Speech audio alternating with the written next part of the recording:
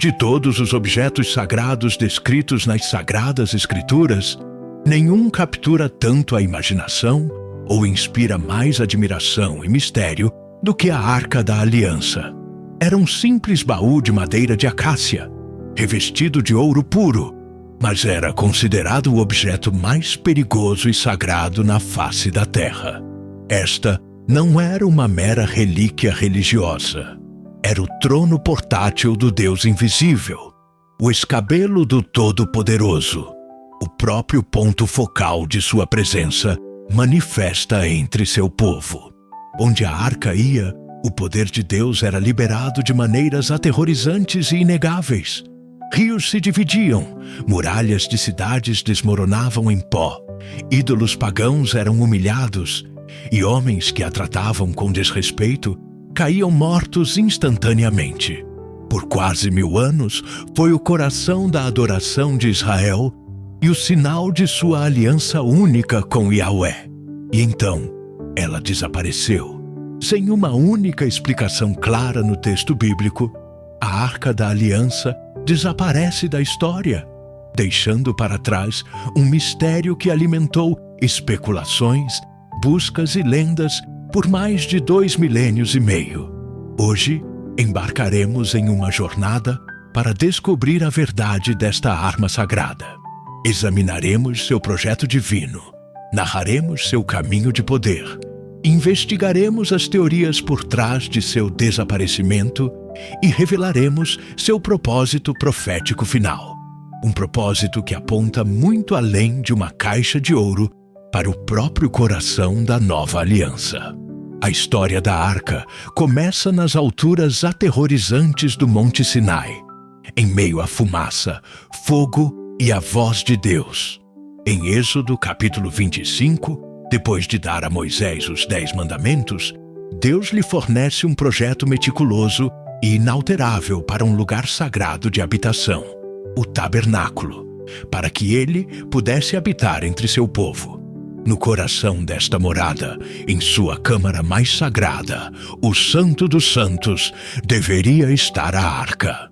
Cada detalhe de sua construção foi prescrito pelo próprio Deus, significando sua profunda importância teológica. Deveria ser feita de madeira de acácia, uma madeira durável e resiliente do deserto, simbolizando a humanidade incorruptível do Messias vindouro. Esta madeira deveria ser revestida por dentro e por fora com ouro puro, um metal simbólico da divindade e da santidade. A arca era uma fusão perfeita de madeira e ouro, uma representação física das naturezas divina e humana de Cristo. Sobre a arca deveria ser colocada uma tampa de ouro maciço chamada propiciatório, ou o caporet. Ladeando este propiciatório estavam 2 magníficos querubins da glória, forjados em ouro puro, um de frente para o outro, com suas asas encobrindo a tampa. Era neste espaço, entre os querubins, que Deus prometeu encontrar-se com Moisés e comungar com ele. Este era o trono terreno do Rei do Universo. Dentro da arca deveriam ser colocados 3 itens sagrados: as 2 tábuas dos 10 mandamentos, representando a lei perfeita e justa de Deus; um jarro de ouro com maná, representando a provisão milagrosa e infindável de Deus; e a vara de Arão que floresceu, representando o sacerdócio divinamente designado por Deus. O nível de detalhe na ordem de Deus para a construção da arca é absolutamente impressionante. O que este projeto meticuloso e simbólico lhe diz sobre a santidade, perfeição e presciência de Deus? Compartilhe suas reflexões sobre este projeto divino nos comentários. Desde o momento de sua criação, a arca não era uma peça de mobiliário estática, mas um instrumento ativo e dinâmico do poder de Deus. Era tanto o guia de Israel quanto sua arma mais potente. Durante seus 40 anos de peregrinação no deserto, era a arca, carregada pelos levitas, que ia à frente do povo para buscar um lugar de descanso para eles. Quando finalmente chegaram à fronteira da Terra Prometida, enfrentaram o intransponível e transbordante Rio Jordão. Assim que os pés dos sacerdotes que carregavam a arca tocaram a beira da água, o rio parou de fluir imediatamente, acumulando-se em um monte a quilômetros de distância, permitindo que toda a nação atravessasse em terra seca. Seu mais famoso confronto militar foi na Batalha de Jericó. Por 6 dias, a arca foi carregada em uma procissão silenciosa ao redor da cidade fortemente fortificada. No 7º dia, após 7 voltas, ao som das trombetas e ao grito do povo, as muralhas de Jericó desabaram, um feito de poder divino, não de força militar. Mas a história da arca também contém avisos solenes. Após uma derrota devastadora, os israelitas trataram a arca como um talismã mágico, levando-a para a batalha contra os filisteus sem instrução divina. Eles foram derrotados e a arca foi capturada.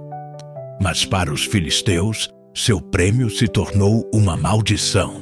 Cidade após cidade, a presença da arca trouxe pragas de tumores e pânico em massa. No templo de seu deus, Dagon, o ídolo foi encontrado caído com o rosto em terra diante da arca, e no dia seguinte foi encontrado quebrado em pedaços. Após 7 meses de terror, os filisteus enviaram a arca de volta para Israel. Uma poderosa lição de que o Deus de Israel não pode ser zombado ou controlado. O lembrete mais aterrorizante de sua santidade veio quando um homem bem-intencionado chamado Uzá estendeu a mão para firmar a arca quando os bois tropeçaram. Ele foi morto instantaneamente por tocar no que era sagrado, uma dura lição sobre a santidade inacessível de Deus. Desde dividir rios até abater inimigos, o poder da arca era inegável. Se você está maravilhado com o poder manifesto de Deus, descrito nestes relatos, pressione o botão curtir para mostrar sua reverência. Após sua tumultuada história inicial, a arca foi finalmente levada a Jerusalém pelo rei Davi e, eventualmente, colocada no Santo dos Santos do magnífico templo construído por seu filho, Salomão. Por quase 400 anos, ela residiu ali como a peça central da adoração de Israel, o local do anual Dia da Expiação, onde o sumo sacerdote borrifava sangue no propiciatório para expiar os pecados do povo. Mas à medida que Israel mergulhou na idolatria e infidelidade, a presença da arca é mencionada cada vez menos. A última menção canônica direta da arca está em 2 Crônicas, durante o reinado do justo rei Josias, por volta de 622 a.C. Josias ordena aos levitas que retornem a arca ao seu lugar no templo, sugerindo que ela pode ter sido movida para a segurança durante os reinados de reis ímpios. Depois disso, há apenas silêncio. Algumas décadas depois, em 586 a.C., o rei babilônico Nabucodonosor conquistou Jerusalém, saqueou o templo e o incendiou até o chão. Uma lista extensa e detalhada dos tesouros levados para a Babilônia é registrada nos livros de 2 Reis e Jeremias. Notavelmente, inexplicavelmente, a Arca da Aliança não está nessa lista. Então, o que aconteceu com ela? Este é um dos maiores mistérios da história. Uma teoria, encontrada no livro apócrifo de 2 Macabeus, afirma que o profeta Jeremias, avisado da invasão, pegou a arca e a escondeu em uma caverna no Monte Nebo, selando a entrada e declarando que ela não seria encontrada, até que Deus reunisse seu povo novamente. Outra tradição convincente, mantida pela Igreja Ortodoxa Etíope, sustenta que o filho do rei Salomão e da rainha de Sabá, Menelik I, levou a verdadeira arca para a Etiópia para mantê-la em segurança, e que ela reside lá até hoje em uma capela na cidade de Axum. Uma terceira teoria sugere que os sacerdotes da época de Josias, sabendo que os babilônios estavam vindo, esconderam a arca em uma câmara secreta, construída para esse fim, nas profundezas do próprio Monte do Templo, onde ela pode permanecer até hoje. O desaparecimento da arca é um dos maiores mistérios não resolvidos da história. Qual teoria você acha mais convincente? Para continuar explorando os enigmas mais profundos da Bíblia conosco, não se esqueça de se inscrever no canal.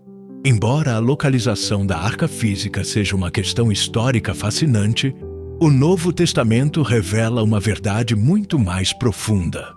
O propósito teológico da arca foi perfeita e completamente cumprido.